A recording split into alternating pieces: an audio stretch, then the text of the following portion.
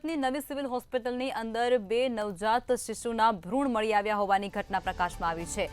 નવી સિવિલમાં નવજાત બે બાળકના ભ્રૂણ મળ્યા હોવાની ઘટના બની છે। ઇમરજન્સી વોર્ડના ટોયલેટમાંથી આ બંને ભ્રૂણ મળી આવ્યા છે, જેમાં ઘટનાની જાણ થતાની સાથે જ હોસ્પિટલમાં દોડધામ પણ મચી જવા પામી છે। ત્યારે પરિણીતા ટોયલેટ કરવા ગઈ હતી અને ત્યારે બ્લીડિંગ થવા લાગ્યું હતું તેવી પણ જાણકારી સામે આવી રહી છે। બ્લીડિંગ થતાની સાથે જ જોડવા બાળકોના અબોર્શન થયા હોવાનું પણ હાલ ખુલાસો થઈ રહ્યો છે આ સમગ્ર ઘટનાને લઈને, જેમાં અધૂરા માસે જન્મેલા બંને બાળકો મૃત મળી આવ્યા છે અને ત્યારબાદ જે પરિણીતાને 4 માસની પ્રસૂતિની પીડા ઉપડતા સારવાર માટે તેને હોસ્પિટલ ખાતે ખસેડવામાં આવી હતી અને ચાલુ સારવાર દરમિયાન ટોયલેટમાં જતા અબોર્શન થયું।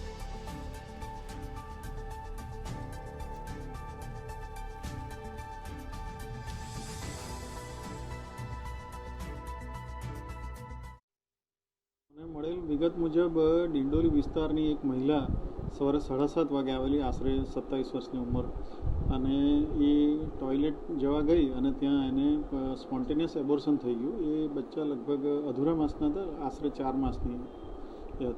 ત્યારબાદ ગાયનેકના ડૉક્ટરો તરત જ કેઝ્યુઅલ્ટીમાં આવી ગયા હતા અને એ મહિલાને લેબર રૂમમાં લઈ ગયા હતા। એની ત્યાં સારવાર ચાલુ છે અને બચ્ચાને પણ એમને ત્યાં આગળ લઈ ગયા છે અને એમને એક આપી દેવામાં આવશે।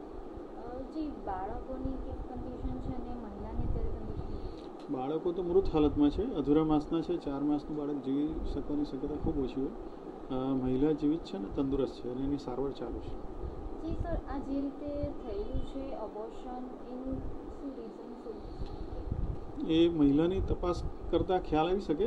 એને બ્લીડિંગ પીવી એટલે વજાઇનામાંથી બ્લીડિંગની કમ્પ્લેન સાથે આવેલું અને થ્રેટન્ડ એબોર્શન જ હશે, એટલે સ્પોન્ટેનિયસ એબોર્શન થઈ ગયું।